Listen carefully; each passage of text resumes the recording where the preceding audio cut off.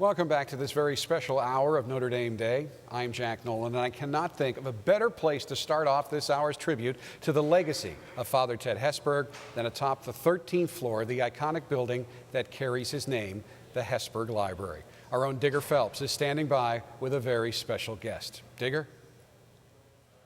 Well, there's many great people at this university who behind the scenes have been an impact without people really knowing. And with me is Melanie Chapleau, who for 27 years was the person behind the scenes with Father Ted Hesburgh and running his life for 27 years, in-house and obviously outside on the road.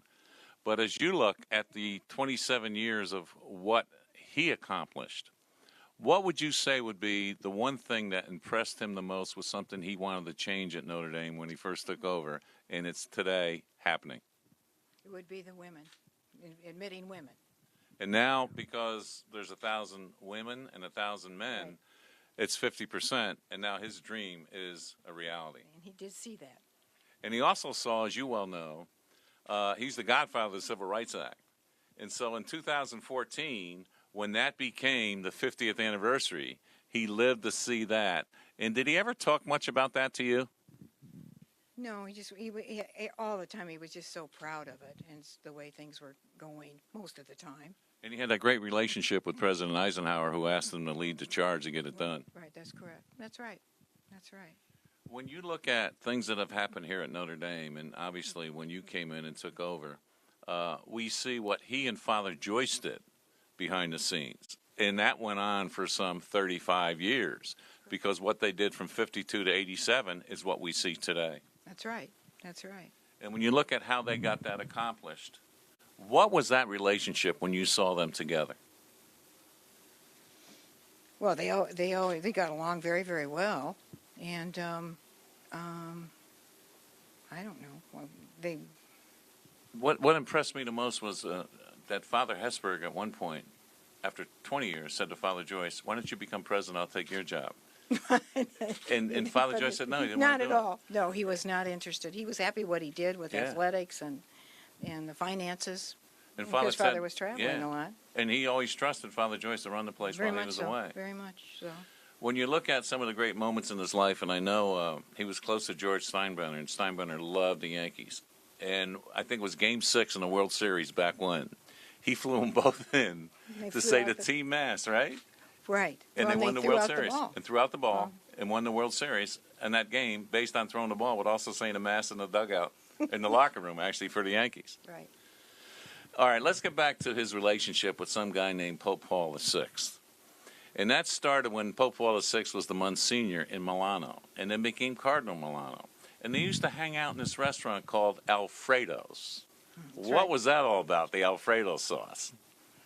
Well, that was really, now, Digger, that was before my time. Yeah, but you know when we go to Parisi's, what do we have to have? Fettuccine Alfredo. That was it. All right, so now all of a sudden, Pope Paul VI says, "I want to make you a cardinal." Mm-hmm. And Father Ted goes over. You know the story. Tell what happened. Well, right there, and they were talking about it, and he reached in, pulled it off his hand and gave him, show him that. This is the ring right here. This is the ring right here that he gave Father, and Father consequently just put it right in his pocket. And said, "No, because I'm a priest?" Right, well, and said, can you, I said to him later, I did ask, I said, you did that? And he said, well, yes, he said, can you see me wearing that ring? No. And he always said to me, "I was born to be a priest, and I'll die as a priest." So he didn't want to take the opportunity to become a cardinal? No, he did not. He had other offers too, different things for different positions in the church, and he was not interested. I think when you look at his whole life and what he did and how he did it and the things he accomplished, obviously the cigar in his ashtray, as you know and I know, this was his chair, and we would sit over here, and then he would just listen, smoke the cigar. And why then all of a sudden he had trouble seeing? You made the decision to bring students in to read to him. Well, why did we bring him in, you say? I mean, the students volunteered to read to him. Right, well, it was the Peace Study students that came in the class. That was their work-study job. And it worked out very, very well. We usually had five different students 5 days a week for the semester. They would each day they did it, and it worked out so very well. And it was nice because Father, the kids always had questions and different things, and he loved that because he kept him that kept him in touch with his students. And the other thing he loved to do was to look out this window to see the Blessed Mother over on the Golden Dome. Let's get up and walk over, because this window wasn't here when he came in. They had to put it in. So let's talk about the window, Melanie. Okay.